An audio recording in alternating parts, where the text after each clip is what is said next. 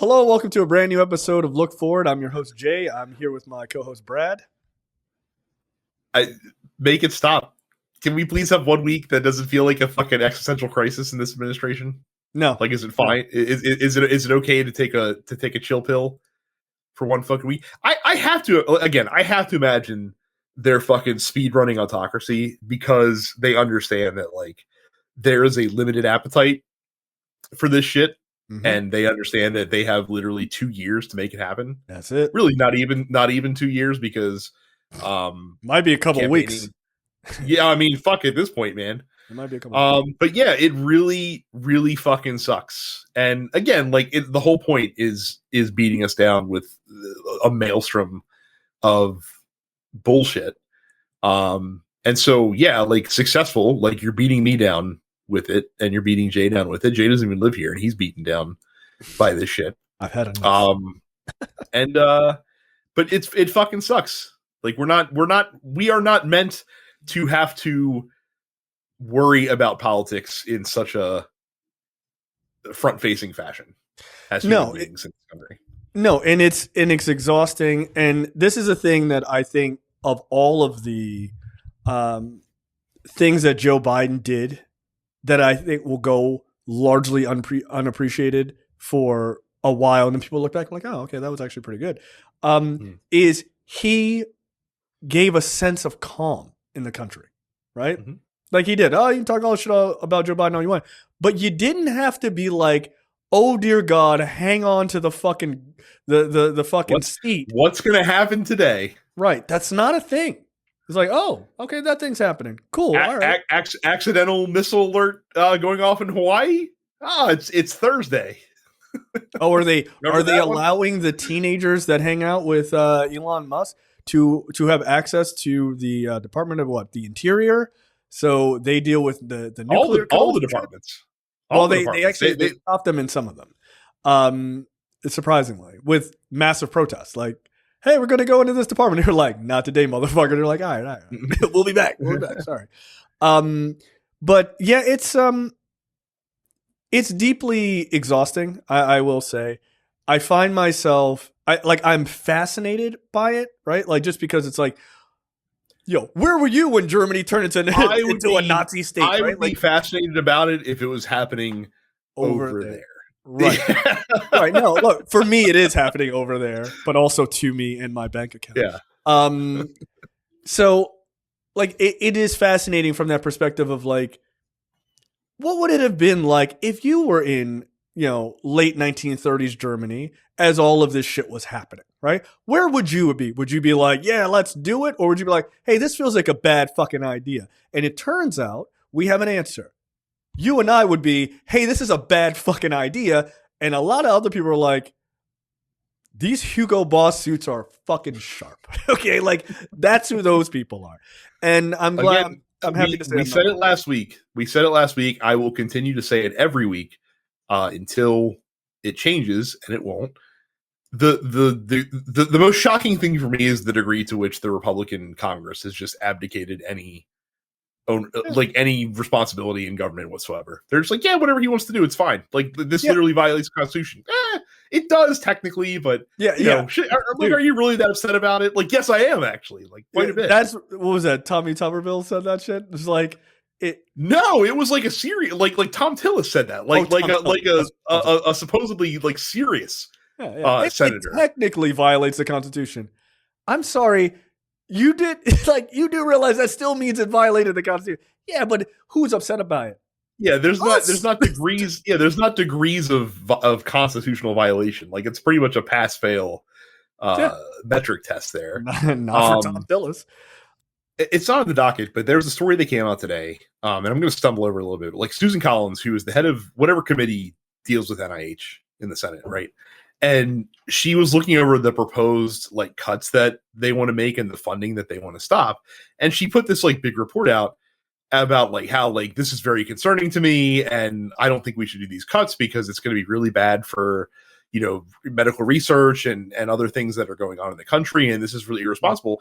And it's just like, Susan Collins, you're the head of a Senate committee that directly deals with this. Like you can subpoena people to come and testify before your committee about what's going on and how they're doing.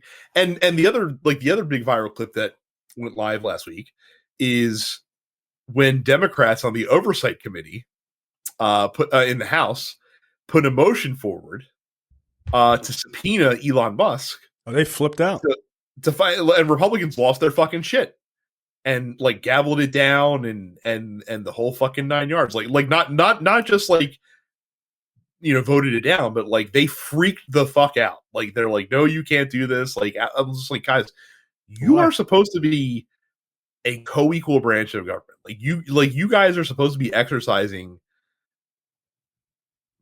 oversight. Like that's literally your fucking job. And or balances. Yeah. What happened? Did your balls drop off? Like what is going on? And that's the thing that will always continue to be shocking to me, is that the degree to which these motherfuckers are terrified of him so badly, and terrified of Elon Musk, and terrified of their voters. I mean, and it's not like Elon Musk is being shy about it. Like Elon Musk has literally said to Republicans, if you publicly oppose anything we're doing, like I'm going to personally fund a primary challenge against you the next time you're up for re-election. And they're afraid of that. And it's embarrassing, quite frankly. Like I don't know about you. If I were in Congress and somebody in my party, spoiler alert, whatever you're about to say, you do know about me, because you know damn well I would be in the same mindset as you are. Yeah. But like if I were in Congress and some motherfucker was threatening to do that shit to me, my fucking reaction would be like, fucking all right, bet. Like, you don't want me to fucking speak out publicly? Like, I will speak out even fucking louder and dare you to fucking come out. Right. It's the Michael Scott thing. Like, corporate doesn't want you to do that.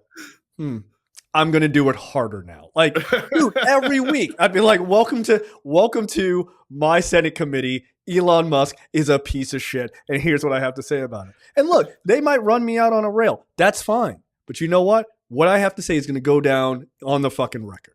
Like, dude, I will never understand.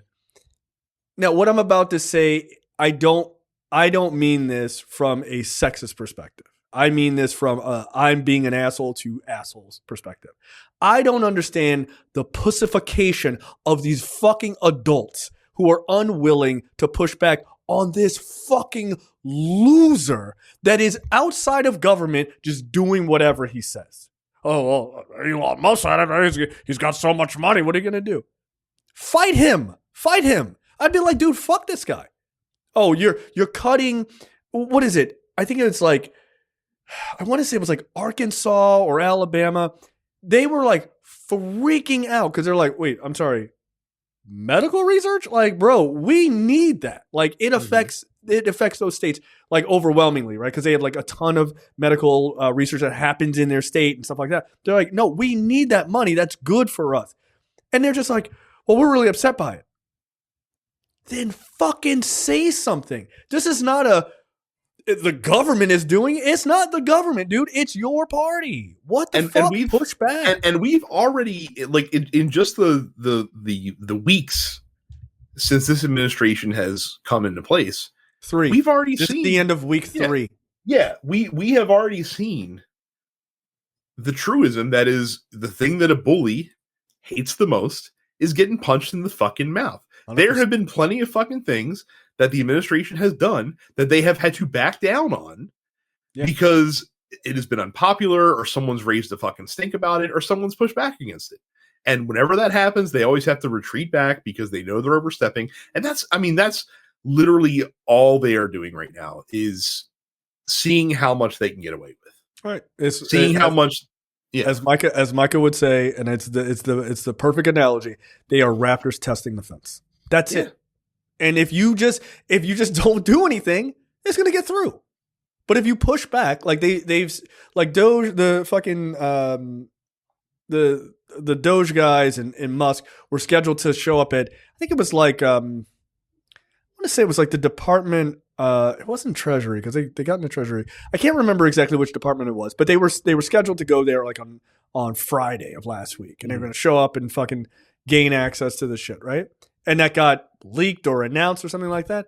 And people were just like, oh, word? And they just showed the fuck up and they were like, absolutely not. We are not going to allow this. And people showed up, like regular fucking Joes showed up, and they basically backed those guys down, and they were like, nope, and they fucking turned around and they did not go, right? So you can do this, right? Unfortunately, things like USAID got fucking destroyed. The Treasury is likely going to be gutted, which is like a real fucking problem. But you can push back against these people, and you have to do it in very real ways. Look, anytime I listen to sort of the, what I would say is like the professional level political commentary and stuff like that, it's wild because you can almost hear the reality of what they know they're like, what they're dealing with, but they can't say it, right? Like, they know, it's like I'm listening to Maddow and she's like, well, she's interviewing these people who have been, quote unquote, fired by the Trump administration, even though all their firings are illegal. So they're like, I'm just showing up at work again. Like, fuck you. Like, walk me out of the building, you bitch, type of thing, right? These like tough old ladies who've been in that job for like 40 years, like, which is awesome. Like, they're just not giving up. Yeah. Ellen Weintraub is the head of the FEC. Yes. Trump fired her, but not through the correct channels. You have to replace her. Her term has to end, and then you have to replace her, and you also have to keep I forget how many people. I think there's 7 people on the board of the FEC, and she was one of them, and she was the lead of the board, right? And so when she got fired, like, it dropped down. Her and some other ones it dropped down to 4, which is the minimum you need for a quorum, right? But if they decide to just like torch the rest of these people, then the FEC becomes completely irrelevant. And who is there to protect you when it comes to elections? Yeah. Can tell you about FEC. Right. And so there is a process that he can go through to do that. And she's like, well, he didn't follow it. So I'm going to stay. And if he wants to actually go through the correct process to relieve me of duties, then he can go ahead and do that. But until he does, I'm not fucking leaving. Yep. So they shut her access off and everything else. But like, she's like, yo, I still work there. So what happened now? So, right. But look, those people are fighting, and I appreciate that. But like when I listen to Maddow and I listen to these other folks talking, it is very obvious. And look, you can call me a bad person all you want. And I'm standing on fucking business because is how I feel about it, 100%. They are slowly coming to this realization, and they are slowly letting the American public know that the realization is there is no legal recourse for getting these guys out. Outside of an election, but in this time before that, there is no legal recourse to quite literally stop most of the things that they're doing.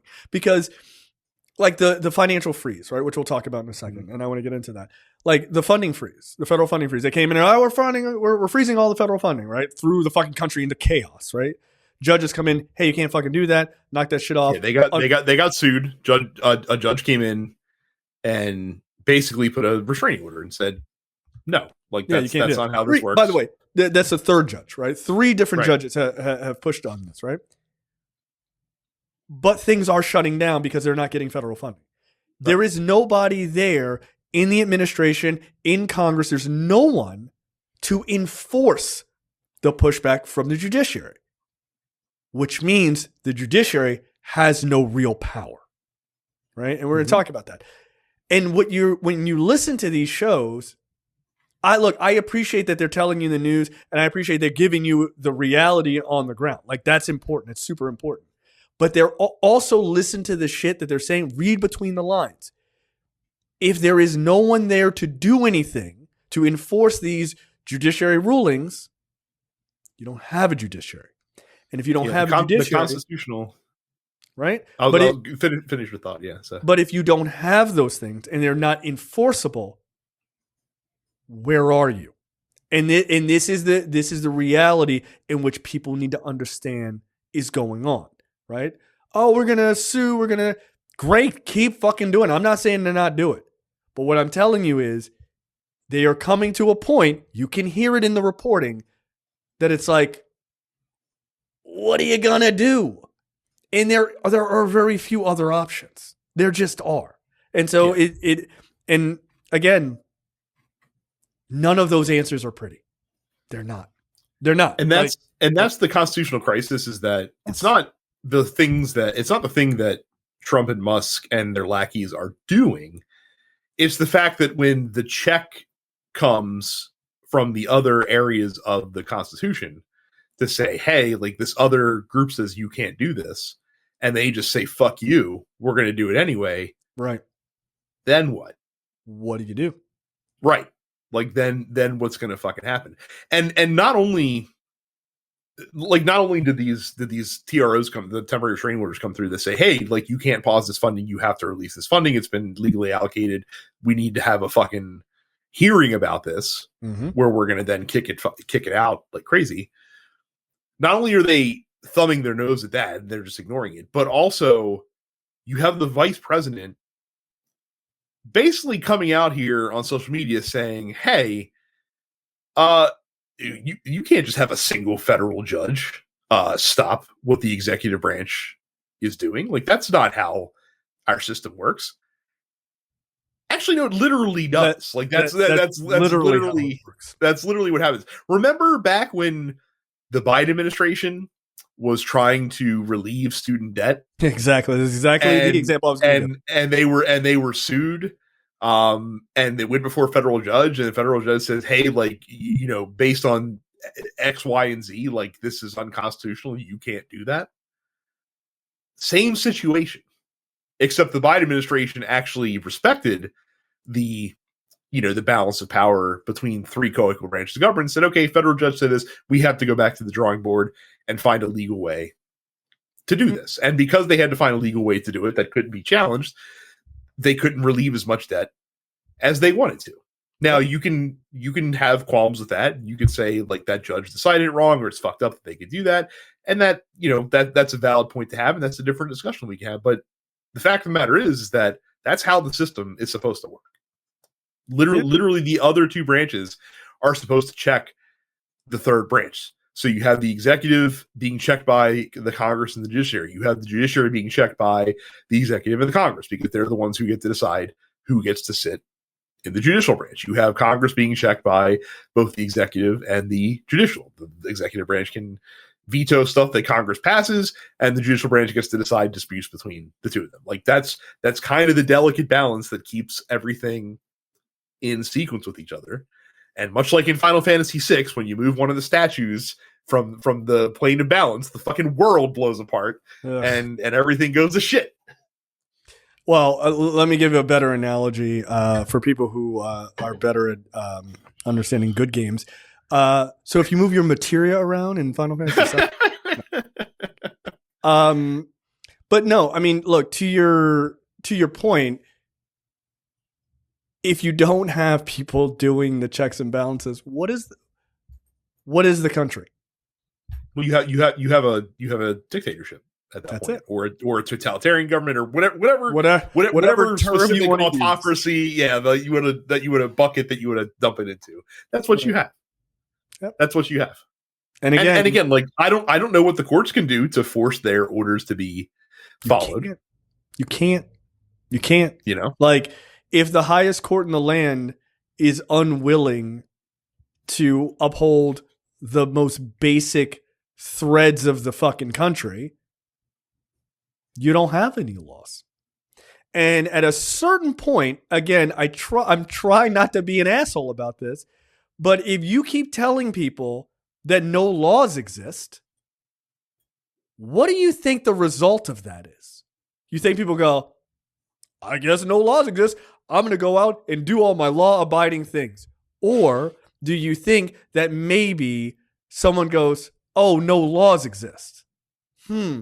I wonder what will happen if I do X, Y, and Z.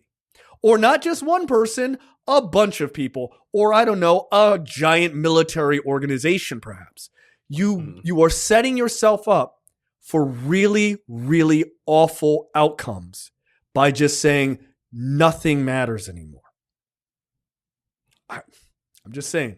And I'm going to keep banging this drum because when it happens, I don't want people to be like, oh, I wonder if they thought that was going to happen. I definitely thought that was going to happen because there are two outcomes. It's either really awful and it's exactly what I'm implying, or people sit by and it becomes horrendous in that country. It becomes horrendous. Like we're talking about cutting medical research. Why? Because reasons. Cool. What? Like what the fuck? You literally have federal grants.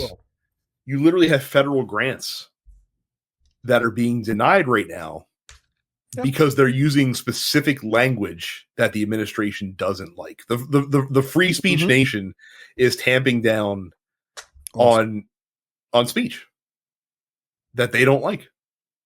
Yeah. Because again, it's not about, of course, like fucking Article 1 of the Constitution exists. Like it's super important. It's in the Bill of Rights, the whole nine thing, but not speech that we don't. Yeah, it's only for speech that we want to stay, like being able to call people like the R word and stuff like that. Like we're really excited to do that again. But on X all the time, dude. I'm telling you, man. Like again, you're different from me because if I'm one of these politicians and I type some shit out on X, why would I ever? But if I did that and that guy was like, "Well, you're R word," I'd be like, "That's cool. Hey, why don't we do a charity boxing match?" Fucking bare knuckle, me and you, and by boxing, I beat you up in an alley. Another thing that dude, I do not like that guy at all. Holy shit! Is they were talking to Kirsten Gillibrand, who's a Democratic senator. Yes, and New York. They were asking her like, why are your Republican colleagues just like fucking abdicating all like they're literally abdicating their duties, spineless, like not standing up to these obvious overreaches in executive power. And she's like, honestly, like a bunch of them are scared because like they're getting like death threats and shit like that. And that led to like a bunch of like political like historians, newsmakers, like people that are like that have high profiles on social media be like, bitch, like I get death threats all the time. like just for doing my fucking job. Just for calling out racists for being racist, or just for calling out like bigots for being bigots. Like and you're a fucking senator. Like if you can't take that, get out of then government. You don't deserve to be there. Yeah. You don't deserve to be there. Like just leave. Like, oh, I don't want to say anything against Elon Musk. I'd be like, yo, meet me in Temecula, yo. Like I would just be like, we need to fight, like for real. And like I'm dead serious, dude. Why are you being nice? Oh, let's be civil. Nah, fuck that. Fuck that. Hey, Elon Musk, here's my address. Me and you, let's go. Let's fight. Get your 4K cameras out here. Bring your fucking weird, hyper white, never been out in the sun skin to my house, and I'm gonna kick the shit out of you. How about that? We can make it for charity. Whatever. If I lose, I'll be embarrassed that I lost to a human Ziploc bag of mashed potatoes. And if you lose, you give $1 billion to fucking help people. How about that? You got the money? Nah, dude, fuck that. They would run me out of Congress because I'd be like, I want to fight all of you every day when I showed up to work. Like, and again, this is the intelligent luminary who, in response to criticism of why he's getting into government systems that have access to people's like social security numbers and, financial records and all that kind of shit, and why it's okay for him to do that. He's like, people are concerned about me, like being in there, like I'm going to do anything, but like, aren't you concerned that the government has your social security number? That's literally something that he said, or something along those lines. Aren't you concerned that the government has your social security number? Where do you think they get created, bro? Like, where do they who is creating these social security numbers? They're just magically showing up on the blockchain, you fucking idiot. Shut up. God damn it. Wow. All right. Let's talk about the judiciary. Jesus Christ. Actually, before we do that, I mean, we kind of did. We kind of just did. Like, I mean, basically that's the fucking story. Is like, yeah, the judiciary is pushing back. Yeah, people are doing what they're supposed to be doing. But when someone says no, I'm just going to ignore this. Yeah. What do you do? Again, when something ends up happening, don't watch TV and watch a bunch of fake journalists go, like shocked Pikachu face because this Smash cut isn't to who me. we are as a country. Well, no, it's what we became though, based Yeah. on the options presented to us. Yeah, and actually, I would say history says this is exactly who we are. Yeah. Like, I don't know, man. You guys remember the '60s? Because shit was wild. Like, I mean, again, the more this goes along, the more, and again, like, ironically, I think Donald Trump, I think Elon Musk being the center of attention in this specific instance kind of helps Donald Trump to some degree, because as the days go by, like, the more and more I think, like, Elon Musk is going to catch a blue shell at some point from somebody. Yeah. Like, you are not immune. I'm the richest man in the world. Okay. You were. Like, I'm just saying, like, anybody can get touched, man. Anybody can get touched. And it's just, again, I'm not advocating for anything. But what I would say is you really should be careful. You really should be careful in dicking over people. And again, you're like, oh, we got into the treasury and we're doing all that. Okay, man. Fuck with people's social security and you see what happens to you. Yeah. And again, like, allegedly, like, nothing's happened yet as far as, like, any impact to like individuals, but nothing has to happen for people to believe that something could happen. Like, that's the other thing you have to. Rumors can just get started and that shit will catch like fucking wildfire. Yeah. We know this because it's literally been the right wing information ecosystem in this country for the past 20 years. Like, they'll believe any bullshit that's fed to them. Absolutely. So. Apropos of nothing, they're stealing your social security checks. They're killing your grandmas. They're doing it. Like, believe it. Tell everyone. So yeah, it's just. I think they're running. They're like this article I read by Robert Reich about like they're eventually going to overplay their hand. Yeah, bro, it's week 3. Like, I feel like you're getting pretty close. Like, you're getting pretty close. You might actually already be past it. It's just a matter of if the checks and balances do not exist, does it even matter that you overplayed your hand? Where is the pushback? And again, the best part of a sort of triumvirate of like equal branches is that even when the presidency gets out of hand, you have those other two to be like, yo, fucking relax. That keeps, like, it's not just for those 3 to operate well.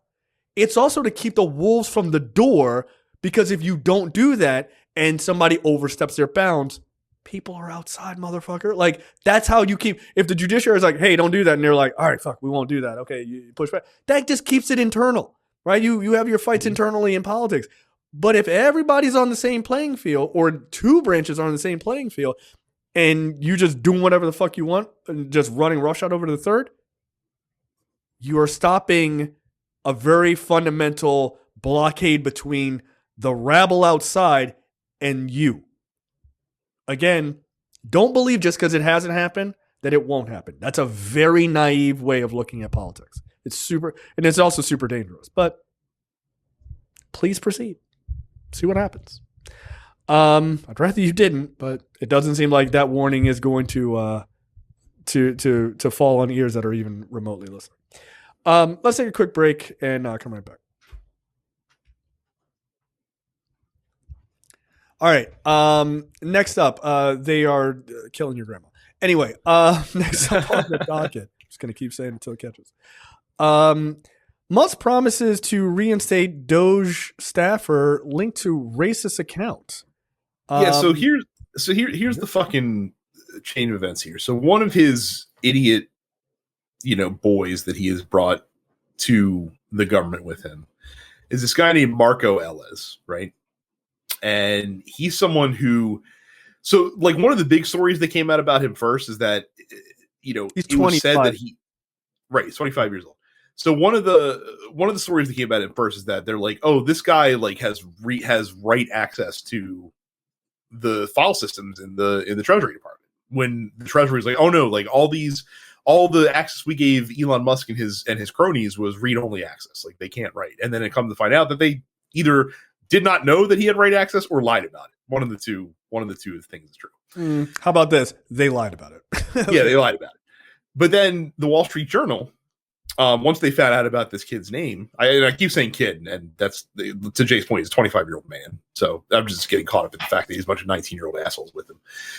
Once they found out this dude's name, found a bunch of old social media posts on his where he talked about just like really racist shit, where he talked about like, oh, like you couldn't pay me to marry outside of my own race, and you know, normalize in response to an article about the growing number of like East Indians in Silicon Valley, responded, normalize Indian hate was his like response to that shit, right? So like very blatantly racist stuff.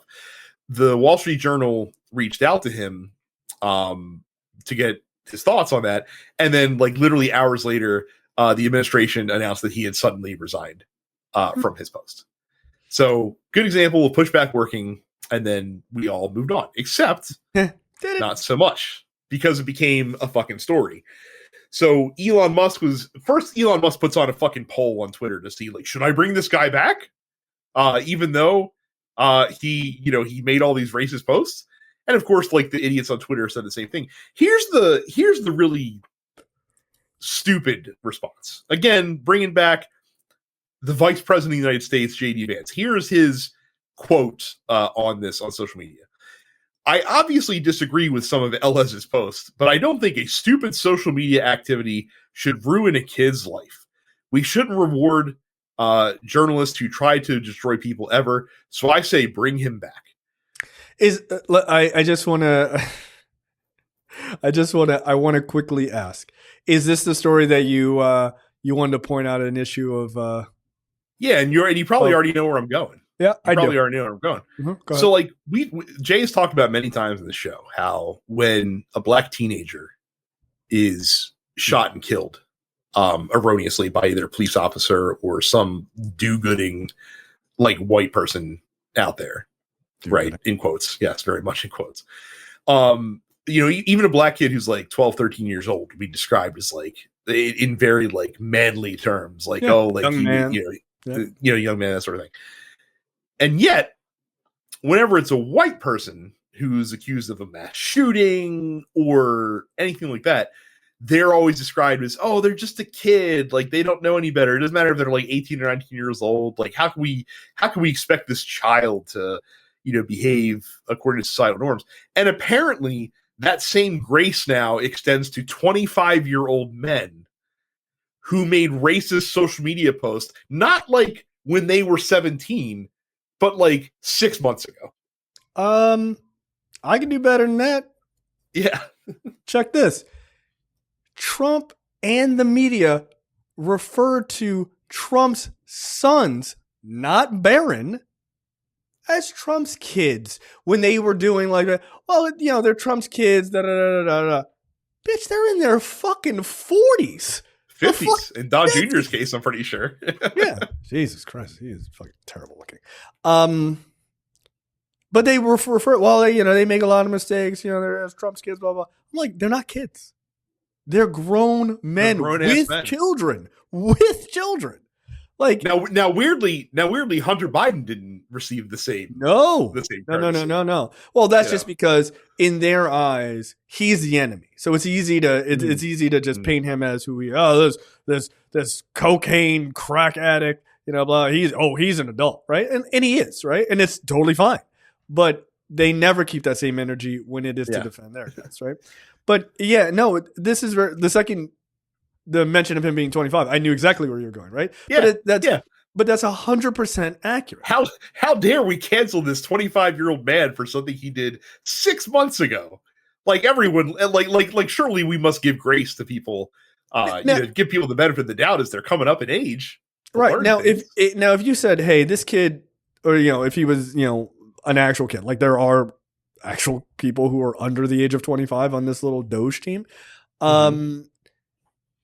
If you said, okay, this person made these comments at like 16, 14, and look, I'd be like, the kid's probably an asshole, so fuck him. I don't really care if he gets fired. I just don't give a shit because you're joining a program that's just destroying the government wholesale.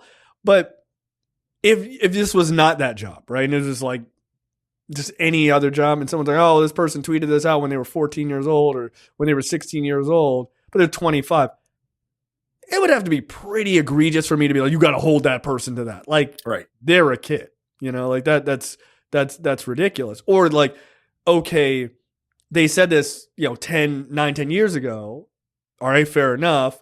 Like if you're offended by it or you're holding their feet to the fire, but what has been their activities since then? Right? Because you can say some dumb shit. I said some dumb shit when I was 13 or 14 years old, right? I said homophobic shit. It was the fucking 90s. It was like, how could you not? It was just sprinkled into everything, right?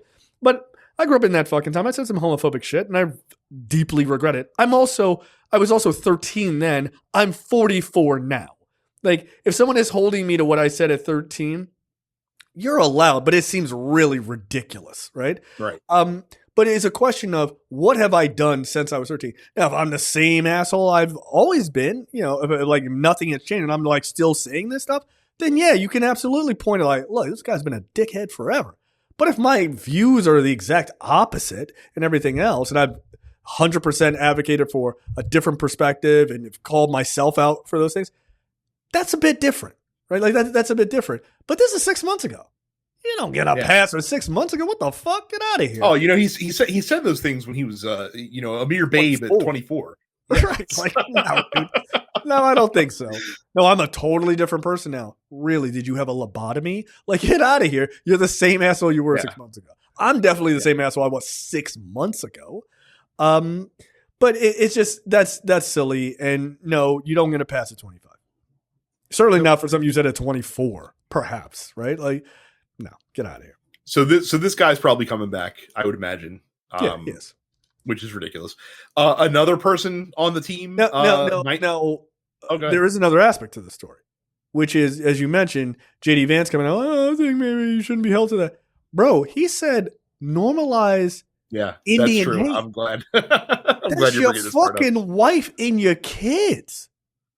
I'd be like, hey, why don't you send him to my office? I want to talk with him. And then when he got there, I'd have him arrested and thrown into Gitmo. Get the fuck out of here. Like, what the fuck? Dude, if you can't defend your wife and your own children, you are such a fucking loser. This is the same guy. Loser. This is the same guy that when they were talking, you remember that interview that he, during the campaign, when they were talking about her, I can't remember the question he was asked, but he literally started a sentence with, I know she's not white, but ... Yeah, I told you. I said that to my wife, and she was like, "If you said some shit like that, I would divorce you." I was like, "That's fair. That is 100% fair thing to do." Like, I know she's not white. How is that the way to start any sentence? Any sentence? Like, unless it's a perfectly natural way if you're talking to right wingers who need that assurance, that validation in front of the conversation, right? Unless you're, as far as I'm concerned, the only way I could say that sentence is if I was in front of like a bunch of white people who are like, does your wife use a lot of like mayonnaise in her food? And I was like, well, she's not white. And they'd be like, all right, got it. Like, then it's an acceptable response. Anything other than that, that's crazy.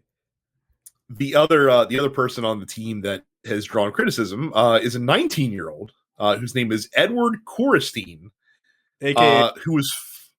Was this the Big Balls kid? I thought Big Balls was somebody else. Okay, no. This is Senior Big Balls.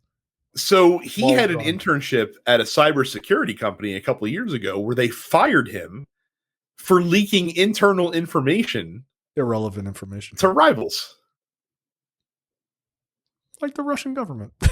So that's suboptimal when suboptimal he supposedly has access to all of the country's most sensitive payment information. What are we doing? By the way, it's not these guys are being given fast access to the FAA system. We've had 3 plane crashes in 10 days. No, 3 actual crashes. I think it's okay. 5 total like incidents, which are like 3 crashes, and then like a plane's wings sliced through another plane on the tarmac, and then there was a fire on a plane. So I think that's the total 5. But they want to handle the safety of and all that of the FAA to the guy with the username Big Balls. Okay. A broccoli-haired teenager, a boy, he's a boy, is going to be handling that. Meanwhile, the Tesla Cybertruck is falling apart on the road, but these are the guys who they're going to instruct in handling airline safety. The best, Okay.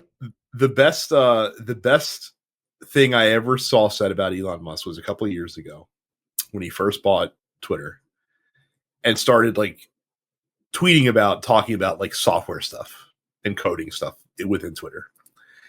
And I can't remember who said it, but I see it pop up all the time vis-a-vis Musk's expertise.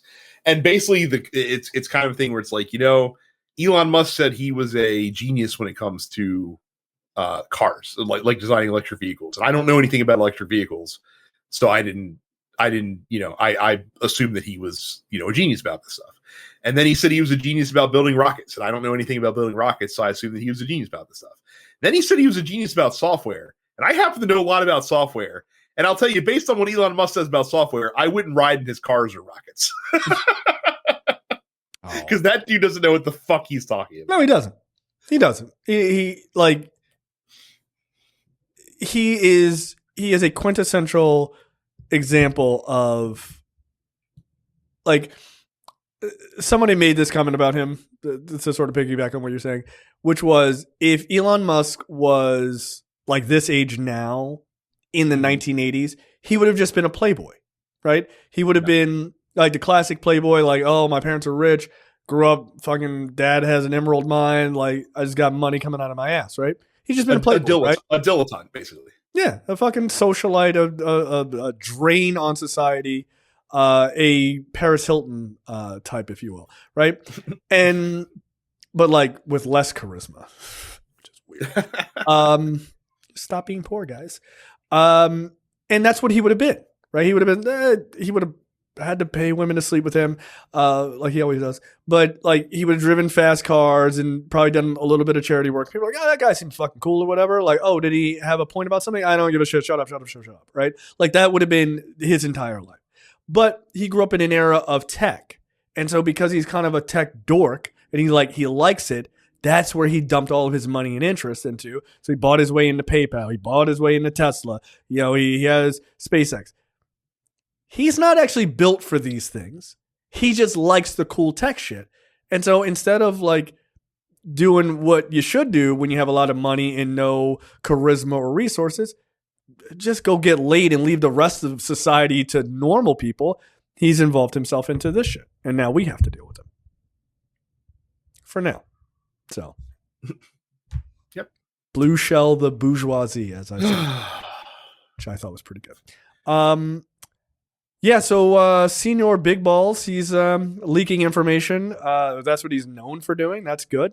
Probably a good idea that the nuclear codes and all that other shit they have access to now. That's great. I will tell you, it is a good thing that the actual nuclear system works differently than people assume it does. Like, I really do think most Americans think there's just a big red button that you push and the fucking missile gets launched. Like, it's far more complex. No, it's two red buttons. Oh, two red buttons at the same time. Also, weirdly, or is more like GoldenEye where you have to turn the keys like simultaneously. Yes. Yeah, of course. There's a special key. Also, it's impossible that no one knows what it does.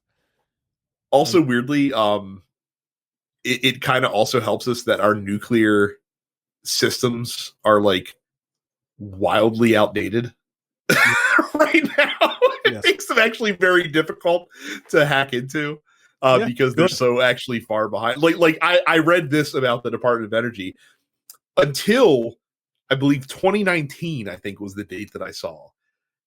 Literally, the nuclear launch system still used 8.5-inch floppy disks until when? 2019. Yeah, best of luck getting into that shit, bro. Like, that is an analog system. We got to go to the building. Yeah, you got to go. Like, there's no action. Wow. But I mean, in fairness, those things should not be updated often. They need to be very secured and very boring and just work. Like I knew a guy who worked for the IRS this is maybe 20 years ago. And I remember him saying, like, you have no idea how unbelievably dated the IRS systems are, like just working there, right? Like they're not using like Windows XP at the time. Like that, hell no, dude. Like they are on, they were like, a lot of their workstations were like Windows NT workstations because they do the thing they needed to do and that's it. So it's like, oh, we want to do this. Like those big upgrades where you see like they're spending all this money in IRS. Dude, that is to pull them out of fucking 1845 into 1945, right? They're always going to be far behind, and that's on purpose, right? It is to keep it antiquated for shit exactly like this. But these dummies think you got to be on the fucking bleeding edge, bro. Yeah, but on those things, you kind of don't want to be. Because on the bleeding edge, there are a lot more variables that pop up. You can't just have a bunch of IRS machines updating on the internet. Are you out of your fucking mind? No. They probably go around with like fucking 8.5-inch floppy disks. You're like, all right, Brenda, you ready? It's going to take 45 minutes to do this shit, right? Like they kind of have to keep like with all the new, like, yes, all the new fancy shit is really cool and fancy, but it also comes with more issues. It just does. That's why cars can last forever back in the day, and now they last for about 9 minutes, right? There's a reason for not just cars, all appliances, like all anything like that. Yeah, I mean, there's also planned obsolescence and stuff like that, of course. But yeah, they're the more complex a system, the more it will fail, and the quicker it will likely fail too. Like it's just a reality. It's why your shitty modern TV is on top of that old TV that's, like that's been, there forever, right? Like, oh, if you just replace the tube, it'll work. Yeah, it probably will. Your grandmother just didn't want to do it. So now it's a big credenza. Like, but it will work. Can't get Netflix, but it'll work. All right, next up, can you talk about this this NCMEC? Well, there's two things. So I'm going to call this segment "Watch What They Do," where we're just going to briefly talk about some things that they've actually done in the Trump administration. You know what? Let's take a quick break. I'm sorry. Okay. Let's take a quick break, and then we're going to come right back to the story. All right, go for it. So the first thing that happened is the Biden administration put a program in place to basically get EV chargers across the country. $5 billion program by the federal government that was supposed to take a couple of years just to get EV chargers more present across the country to make EV cars more viable across the country. Well, guess what? The fucking Trump administration has killed that program, essentially. Yeah, because, even though weirdly it benefits, their main man, who they really like a lot, they don't want to, they weirdly don't want to extend the use of EVs because, we want to be burning that oil as much as possible. I'm very curious, not to try to derail this, but I'm very curious as to what his long game is. Like, I don't know if did you listen to, like, on Maddow on like Friday, she listed off where the sales of Tesla are across Europe. Mm-hmm. Oh yeah. Yeah, I heard that. Dude, it's like they're down 50%, 40%, 40. Like it was consistently at least 40% in all of the major markets across Europe. What the fuck are you doing? Right? Like, so I have to wonder, what's the MO here? Like, do you care if Tesla survives or not? Right? Because, you got your hand in both pots here. So it's like, cool, they killed the EV thing. Are you cool with that or not cool with that? Like, it's just curious to me. I don't know what the right answer is. Wouldn't surprise me if that program somehow came back, but they were only building like Tesla chargers. Wouldn't that be some shit if that was the case? So we'll see. The bigger concern is that the National Center for Missing and Exploited Children, which is a child safety nonprofit NGO, basically non-governmental organization, removed publications from their website, anything to mention queer or transgender kids, and they did that under threat from the federal government, saying if you don't do this, we will cut your funding. Essentially. So, like, again, this is literally an organization whose sole purpose, who solely exists to help find missing kids, kids that are exploited, like kids that are sex trafficked, for example, kids with suicidal. Which happens a lot for LGBTQ kids, by the way. Yeah, kids with suicidal tendencies, which happens a lot for trans kids specifically. And literally, like, they had a complete overview on their site that specifically mentioned homeless kids who were kicked out of their homes because their parents would not accept, right, like their sexual orientation or gender identity. And they had to do this because literally they receive 75%, a little more than that, of their funding from the federal government. Right. So, like, it was either do this or cease existence, probably. Right. Again, like this administration has made crystal clear they do not give a shit. But I was about. Okay, but I was told that Republicans really cared about missing kids and potentially exploited children.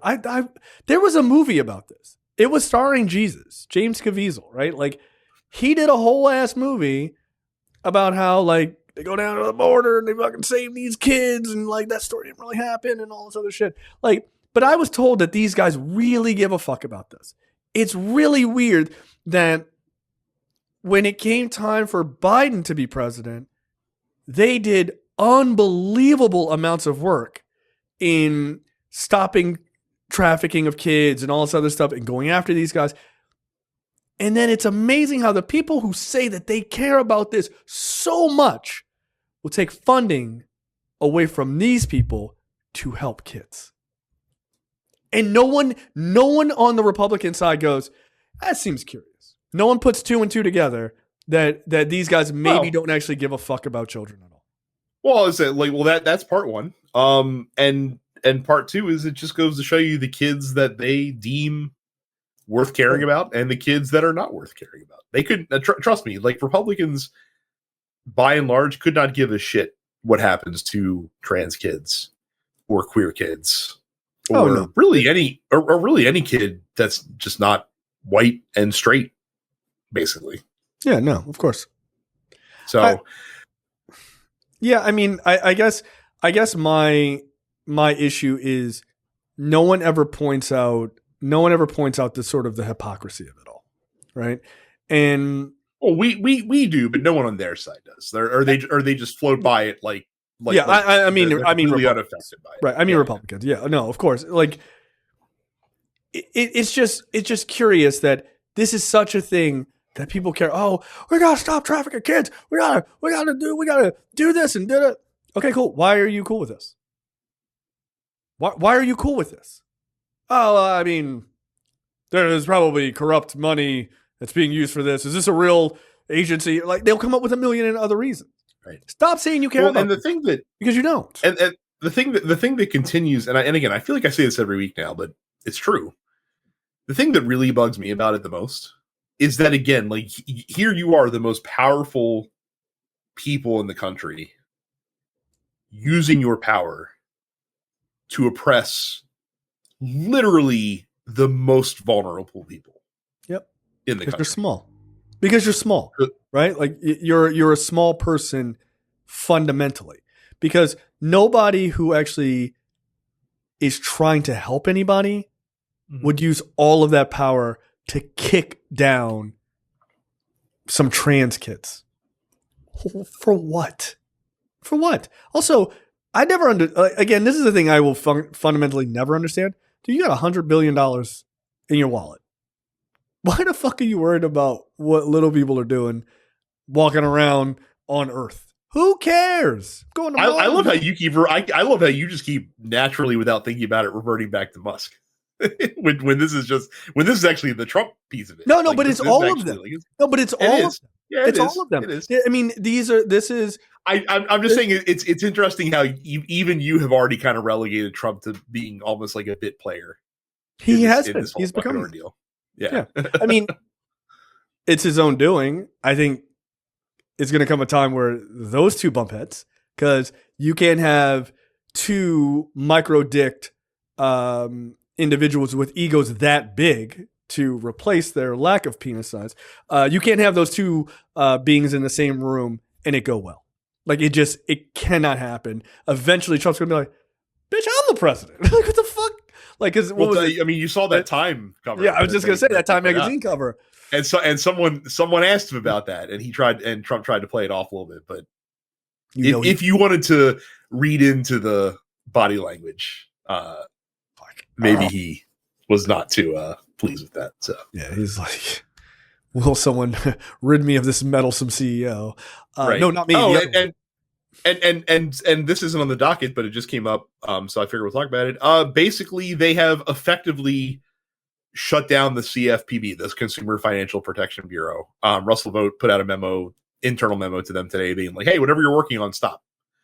And the White House has already signaled that basically, like, "Hey, you know those overdraft fees that the Biden administration protected consumers from? We're just gonna release that." And in response to this, Musk tweeted out something today like, "Oh my god, like the CFPB uses like $778 million, like, can you believe this? Like, this is ridiculous." And the reply to him was like, "Yeah, they saved consumers $21 billion last year." So I don't care that they use seven. Yeah, I don't care they spent 700 billion for 21 billion. You know, I don't know if you've heard of this, Musk, but math is hard. Yeah, that's I know he doesn't understand like financial stuff real good, but that's a pretty good ROI, as they would say in the corporate world. So look at you, Brad. You fucking suck. Here's let me drop a couple of corporate terms on you. Get out of here. So yeah, he doesn't know what he's just cutting things, and he's trying to push people into this idea of like, look, they're spending money. Yeah, but they're spending money to help. That's what the government does. Yeah, like you want them to like again, we you and I have talked about this a million times before, and our listeners understand. It's like, you want the government to spend money. You just want them to spend it effectively. Like that, like, you don't want them to waste money on stupid things. But like money that literally puts money back into the pockets of American people is money well spent. Like, that's what you want to use money for. It's almost as if, you know, people make good choices or they make terrible choices, but choices still get made. Like it doesn't like money is going to get spent. You can either use that to bomb the shit out of people in other countries, or hey, why don't we use that money to save Americans $21 billion? You know, it's like you could pick one. And again, $778 million in the grand scheme of things in the federal government is nothing. I would a good question was like, hey, Elon Musk, how much was the boat you own? Just curious. Since it says it was $700 million, is a lot of money. How much did you spend on your boat, your yacht, right? Or super yacht or whatever the fuck I'm sure he has, right?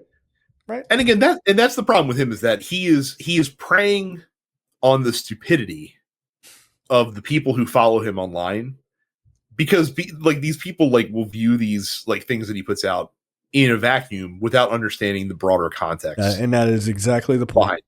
Right. That's exactly the point. Oh, that's so much money. Is it though? Because federal agencies spending $700 million, that's a pretty low amount, by the way. Like, those people, and it makes sense that the Consumer Financial Protection Bureau would be really good at that, because it's their whole job is to be quite tight with a dollar and pull money back as they need to. But yeah, $700 million, that's damn good. That's the kind of government efficiency I would like to see, right? But that's not what we're doing. We're just fucking slashing shit. And by the way, what's happening with all that money that you're getting back? Where's it going? Because at the end of the year, you're slashing all this money. So surely you should have paid down the debt, right? I bet they don't.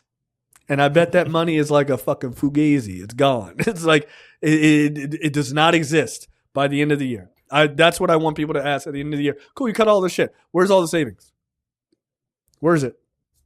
It's going to go to the rich people that get the tax breaks from the plan that gets re-upped probably sometime this summer. That's where it's going to go. Exactly. Hey, there's a story we forgot to put on the docket.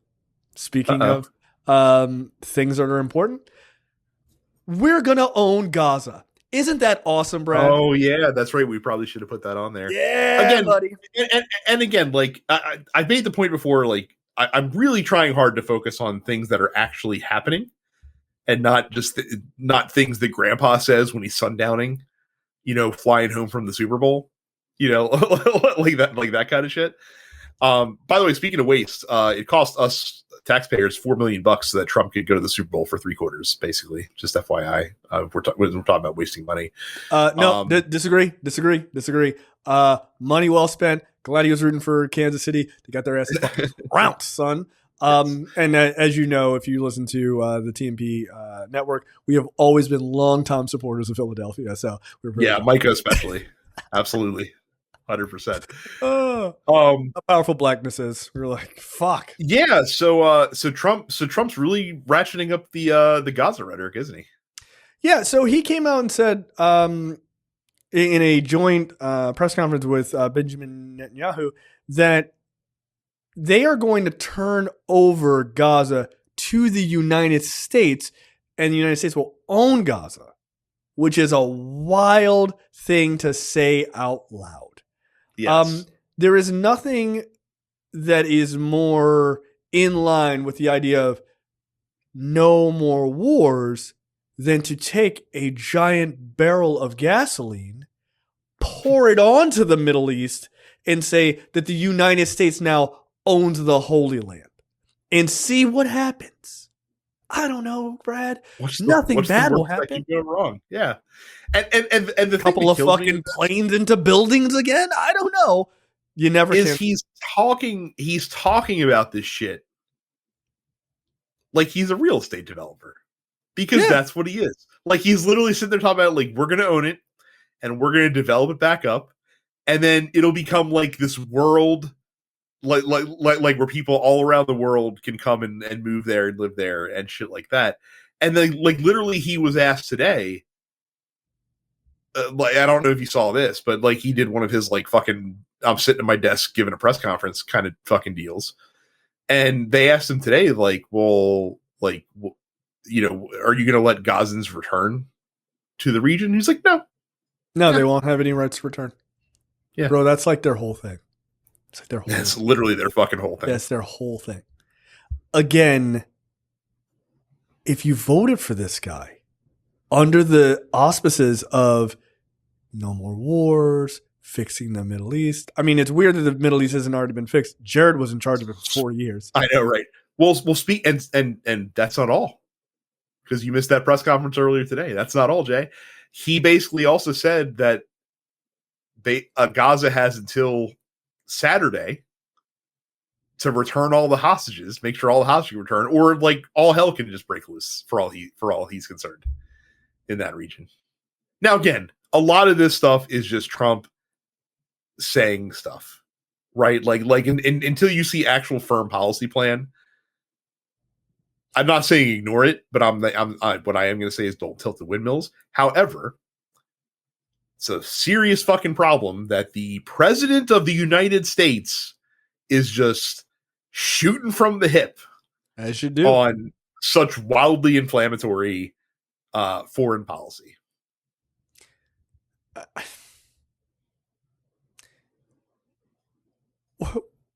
Words have meaning. They have real meaning, right? Like, they do. And words have effect. You can't go out there and be like, we're going to own Gaza, baby.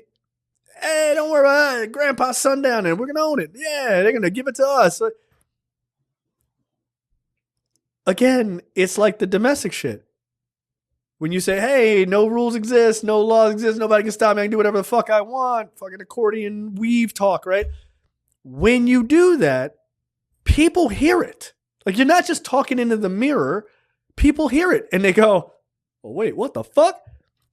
You going on TV and saying we're going to own Gaza and these people are not going to have a right to return. Who do you think is listening, dude? You think Hamas is not listening? You think Iran is not listening? You think Hezbollah is not listening? You think the fucking Taliban, all of these people, Al Qaeda, all of these people, you think none of them are listening right now? And they know that the United States is in chaos right now. And they know that our the sort of the you know, like the DNI is kind of a shady fucking person, right? Or potentially a shady fucking person. They moved her out of closure. She's probably getting confirmed almost assuredly. So meanwhile, Kash Patel was in a movie shitting on the FBI, the history of the FBI, and he's going to be head of the FBI. Good, great, good. And we're also shutting down departments that deal with sort of foreign adversaries, like dealing with their interference and things like that, and lessening our role in that regard, all while saying we're going to own Gaza and Gaza is going to be developed and there's no right to return. People can hear you. You're not just talking into a mirror, Grandpa. People can hear you. And whether or not it becomes true, it's true now to them. It's true now to them. And that's it. That's enough. That's why you don't see a president go, hey, why don't we just fucking shoot at the hip and say shit? You can't. Because your words, especially as the American president, you're not the president of fucking Zimbabwe with no international power. You're the most powerful person on the planet. People are listening to you. If you don't follow through, it doesn't fucking even matter. Because you could spark off shit before it even comes into fruition, right? Like you could just, I'm going to do this thing. People are like, all right, fucking let's go. They're not waiting for you to do it. They don't have to wait for you to do it because at that point, who gives a fuck? You said it. I am terrified for the United States. I really am. I'm terrified for the fucking entire world. But I am terrified for the United States that they will, and I will say this quite honestly, that you are going to get another 9/11 fucking with this guy.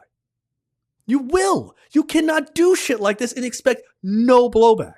You come into office and you're like, here's more fucking bombs to drop on the people of Gaza. Now we own it. We are a crusading force coming in. Very intentional word choice. Yeah, exactly. You got Pete Hegseth with all his fucking tattoos. Who do you think? Why do you think they choose these guys? It ain't happenstance. What do you think happens when people hear this shit? We talk about it all the time. You cannot bomb people until they love you. It doesn't work. That is like we're going to have a war on fucking jealousy. It doesn't work, right? War on terrorism does not work. You have to fundamentally change the material conditions for those people to get them to move on something. He's already got it figured out. Jordan and Egypt is going to just take them all in. Remember he said that last week. Yeah. And even if they do, you're still telling people, like, I don't know if people realize this, this is a religious-based situation. You're still telling those people they do not have a right to return. It's literally their whole fucking thing. Forget the religious aspect. You're literally telling people, hey, you're home, get the fuck out. You've lived here for generations. Don't care. Why? Because we said so. Think about what you would do if someone told you that. Think about if someone just like uprooted you from your community for especially like a foreign body, right, comes in and says, hey, like you who've been living here all your life on this street, like, yeah, I love the street, I love this fucking town, has been part of, cool, get the fuck out. What the fuck? Yeah, you probably fight too. Yeah. Again, the potential damage that you're doing, not just to Gaza, but to the United States and its citizens who have nothing to do with this shit. Yeah, if shit truly does, like, I do not want this to happen, but I would sadly not be surprised. I really wouldn't be, dude. I really wouldn't. Well, I mean, but again, like to your point, if something serious, more serious than what we just witnessed for the last year and a half, but like if something like if a regional conflict popped off Like, let's say Iran's like, fuck this, like, we're not dealing with this guy again. Like, let's fucking spark this shit off. And it becomes like an actual war in the Middle East. You think the U.S. isn't going to get dragged into that to help their boy Israel? Well, if we own, but here's the thing: if we own Gaza, even before we get to that point, it's going to take time to get to that point. If like you think they're gonna allow Israel to cede that portion? And speaking of which, like, if you're the reporters that were at that fucking event when he said that, how the fuck aren't you turning to Netanyahu and be like, "Are you cool with this?" Right. Like you literally have been trying to capture that territory for yourself. Right. And building settlements there for yourself. And you're just going to be cool with the U.S. like moseying on in and being like, now we got it. Don't worry about it. It's ours now. We'll take care of it. How did that question not get asked to Netanyahu is my fucking one of the things that I'm aghast about. Yeah. And by the way, he said that he actually didn't say, he kind of clarified in a weird way. I don't know. It'll take some time to fucking figure it out. He said that he will own Gaza, not the United States, which I thought was a curious way of speaking. And I know it's very easy to go, well, grandpa's fucking dumb, but there's precedent for that. And I didn't realize this. So like back in the 1800s, during the worst sort of atrocities in the Congo, when it was run by Belgium, it wasn't owned by Belgium. It was owned by King Leopold, like directly, to the point where other people came in from other countries were like, you got to knock off the atrocities because like you are directly responsible for this. But it was owned by him, not by the country of Belgium. That came later, but owned by him. So there is not an unprecedented situation that the leader of a country is given this property or given this land and that he owns it. Whatever the fuck that looks like. And if he's talking about as a real estate guy, does it sound that crazy that he would be the one who owned it? Doesn't sound that crazy. Doesn't sound that crazy that that land would be owned and operated by the Trump org. Doesn't sound that crazy. Backed by the military might of the United States. It doesn't sound that crazy. Again, what are we supposed to do in this situation? Yeah. What are you supposed to do? More to come. Okay, that's the end of the free portion for this week's episode of Look Forward. Make sure you go to lookforwardshow.com/premium. Sign up for premium content. It's only $5 a month or $50 for the full year.